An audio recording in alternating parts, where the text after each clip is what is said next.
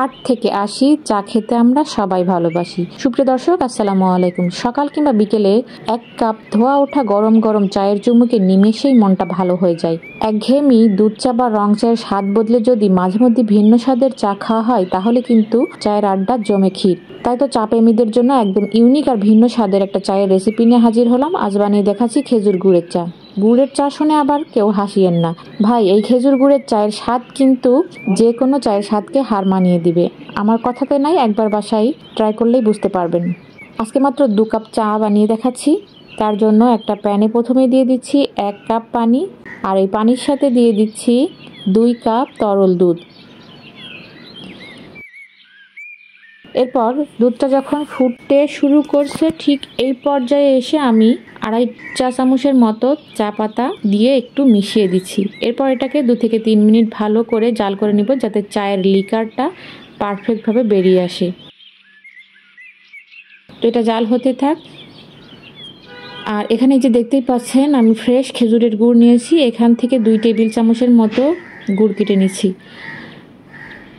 2 cup চায়ের জন্য 2 table চামচ গুড় পারফেক্ট মেজারমেন্ট।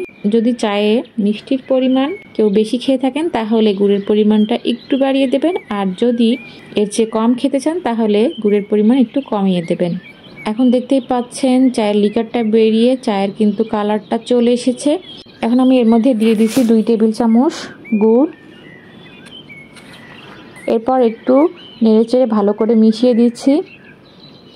গুড় দেবার পর এটা খুব ভালো করে আমি ফুটিয়ে নিয়েছি, আর চায়ের কালারটা একদম পারফেক্ট হয়ে এসেছে। গুড় দিয়ে আমি আরও 2 মিনিটের মতো এটাকে ভালো করে ফুটিয়ে নিয়েছি। এখন চুলাটা আমি অফ করে দিচ্ছি। এখন চাটাকে খুব ভালোভাবে ছেঁকে নিয়ে তারপরে পরিবেশন করে দেখাচ্ছি। তো এই যে হয়ে গেল খেজুর গুড়ের চা। ভাই ফু দিয়ে দিয়ে খা। কারো মুড অফ থাকলে বাসায় এই গুড়ের চায়ের রেসিপিটা বানিয়ে তাকে খাবেন, দেখবেন এমনিতেই মুড অন হয়ে যাবে। তো এতটাই মজার এই গুড়ের চা, আমি আর আমার ছেলে বিশেষ করে এই চায়ের ফ্যান বলতে পারেন। আপনারাও বাসায় এই গুড়ের চায়ের রেসিপিটা করে খেলে আপনারাও ফ্যান হয়ে যাবেন। আর এই শীতের সকালে এই রকম ধোয়া ওঠা গরম গরম 1 কাপ চায়ের চুমুকে তো মনটা এমনিতেই ভালো হয়ে যাবে।